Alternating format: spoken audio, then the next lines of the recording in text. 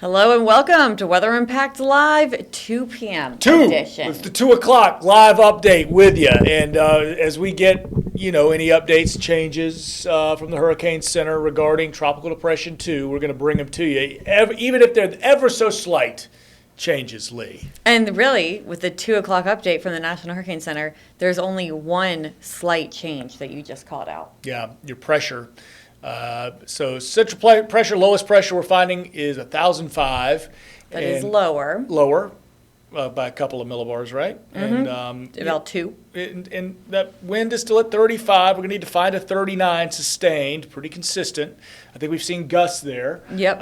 In order to get your tropical storm Bertha. So maybe 5, maybe 8. But it's still with the forecast from the Hurricane Center, guidance suggesting that would happen sometime today. So we still have our eyes on that very carefully.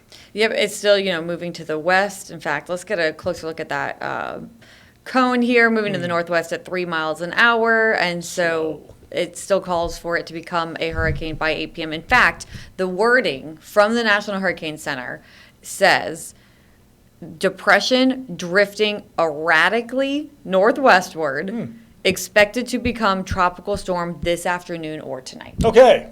That is what they said. So I do think, if it's not the 5 o'clock, like you said, you're thinking 8 o'clock, Yeah. it will be a tropical You're going to storm. say 5. Your bet's 5. I'm going to say 8. So you can beat me in a bet. I don't, although I know you're not good at bets according I'm to terrible. Ross.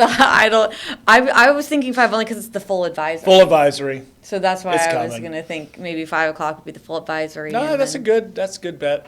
Which means you all have to tune back in at 4:30 when Ross Yep. and Lou are streaming, because it Towards could the come end of the out by the stream. end of the stream. Yeah, And if we'll see. not, they can watch you on TV at 5 p.m. There you go. All the wonderful things to get that update, which doesn't change much is in terms of local impacts. But there's a lot of impacts going to be felt along the Gulf Coast of Florida, Mississippi, Alabama, and then over towards Louisiana and ultimately Texas, right? So lots still on the board, lots of patience needed with this in some anxious areas, right? So if you live in Pensacola or Mobile, you've got interests there, or family, friends, loved ones, or you want to travel to New Orleans or beyond and west along the Gulf Coast, it's a waiting game, and it is frustrating to have this kind of slow, erratic, using the NHC verbiage, as Lee pointed out, kind of motion. So satellite view there.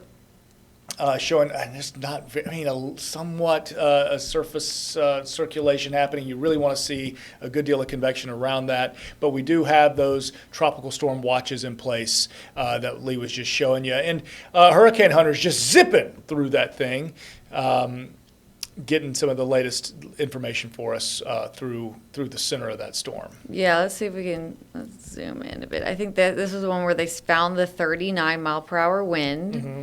Let's see, camera scene here. Still seeing 107. Ooh.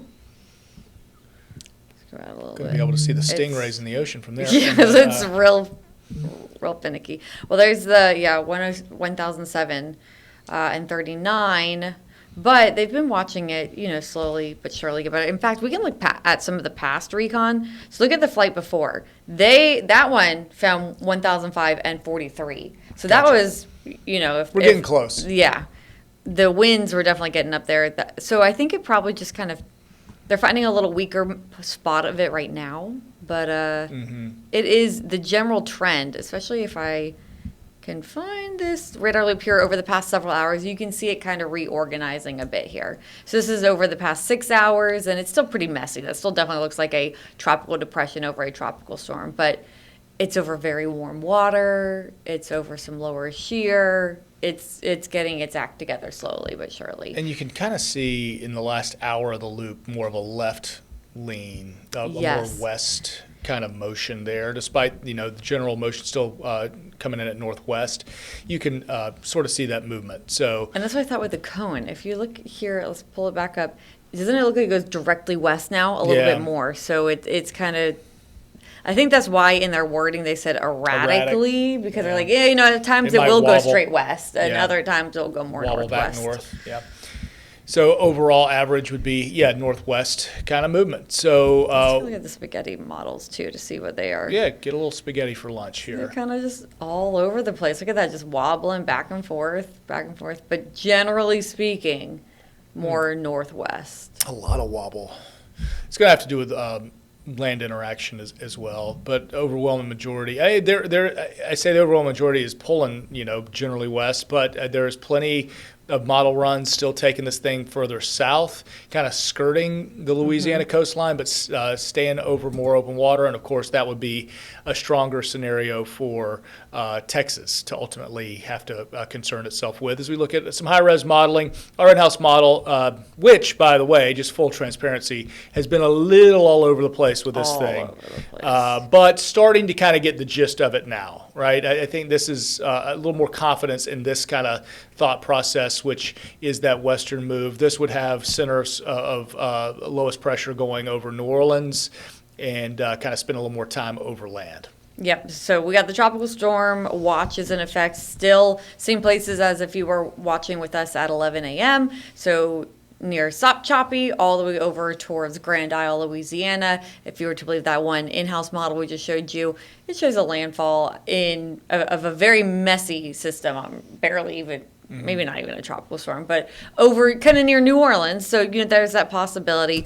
Also, the storm surge possibility here with this, that was new at 11 a.m. as well, and they're holding to it. So we got the storm surge watch in effect for coastal Alabama, Mississippi, and eastern Louisiana, because these are the areas that could get higher storm surge. So 1 to 3 feet, I mean, it's something to the people along the coast notice it, but when you get 3 to 6 feet, that's when it can really start to cause some damage. And those are the areas under the tropical storm watch that could see 3 to 6 feet when it comes to storm surge. So yeah, those areas highlighted in blue kind of have the highest risk. Yellow's highest risk. Excuse me, yellow. I apologize. I was looking at blue, but yeah, obviously the yellow there with the bite between Mississippi and Louisiana, and with up to 6 feet. The blue would be your 1 to 3, and that could be experienced from Crystal River all the way to Pensacola and then beyond other parts of western Louisiana. And that means full marshes and some nuisance flooding certainly possible along some of our Florida coastline as well. And then flooding also from rainfall. What's the possibility? Still, I mean, this map has been all over the place. It's loading up now, Weather Prediction Center rainfall totals. And it's continued to move to the west and kind of kept it off land more and more, too. So I do think we will see pockets of flooding rain. We've already seen that on the Florida Gulf Coast because of those bands that have continued to spin on. Even before it was fully a tropical depression, the Tampa Bay area got a lot of rain. But still uncertainty with this, too, when it comes to rainfall totals. And modeling, had been showing the lopsided nature of the storm with the greatest convection to the south of the center. And that lines up with what the WPC is showing here, higher rainfall rates out and over the ocean as opposed to there over the coast of Louisiana.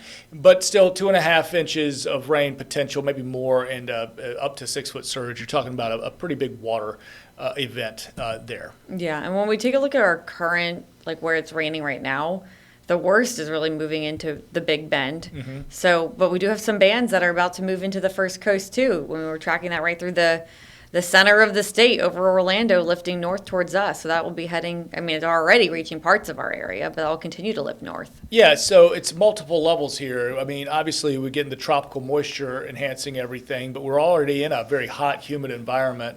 So, and this just adds the added kind of triggering mechanism of uplift as it kind of moves through its own little mini boundary. So that area where we're seeing lift towards Waycross already had some rain, but certainly that zone could be our next storm zone. We'll watch Putnam County already starting to fill in here at 2:15 in the afternoon, but you can kind of see some showers out in front, out of Palatka now going up 17 towards Green Cove, so I expect Clay County and parts of northwestern St. Johns County to start moving in. And as that kind of line generally is moving overall back to north, but sliding a bit to the east as well, I think by the evening commute time, we're watching 95 corridor for some pretty heavy downpours, blinding rain. There's a lot of lightning within these as well. Yeah, and right on cue, we just got a special weather statement from the NWS Jack's office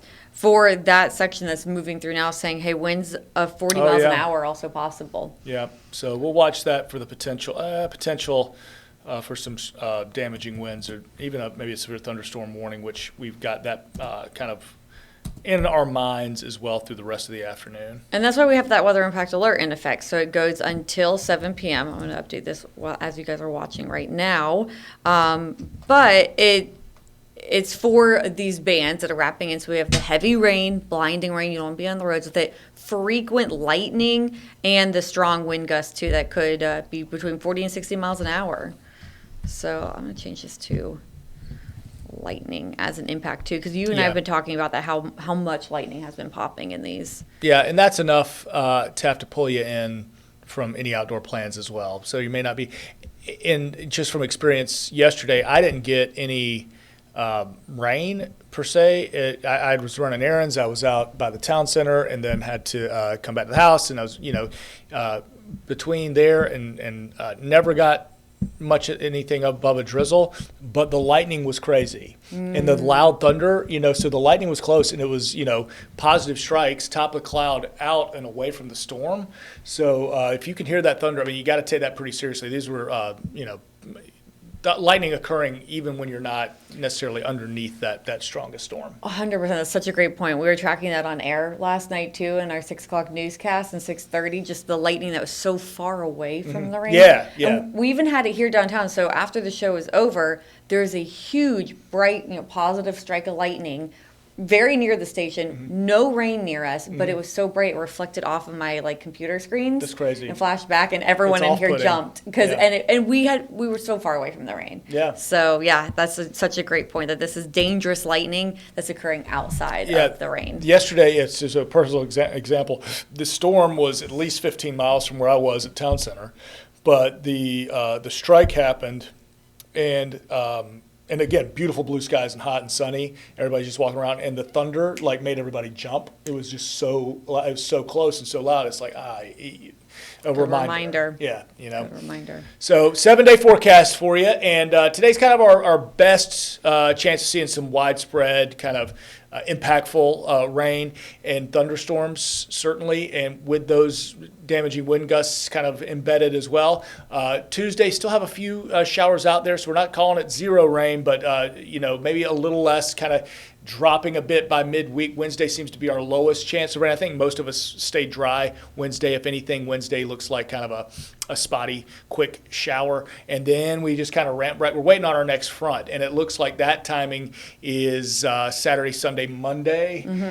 Really kind of watching Sunday, Monday for that front to kind of stall out over us, and that could be the focal point for some more showers. Yeah. All right, so to wrap this up, just another look at the tropical depression. It is still a tropical depression. Tropical Depression 2, some of those outer rain bands, those feeder bands kind of wrapping into the first coast. So we'll be watching that closely for you all here over the next couple of hours. And then, of course, another stream will be back at 4:30, which is when we will be awaiting the next advisory, which is at 5 o'clock. But for now, just know that the 2 o'clock advisory still has it as a tropical depression. It dropped that pressure just a little bit, though, so getting closer and closer to that tropical storm status. There you go. And we'll continue to watch and bring you updates, whether here, streaming on air, or at firstcoastnews.com. Of course, we'll have that updated for you as well. In the meantime, you'll have a great rest of your afternoon. We'll see you back here at 4:30.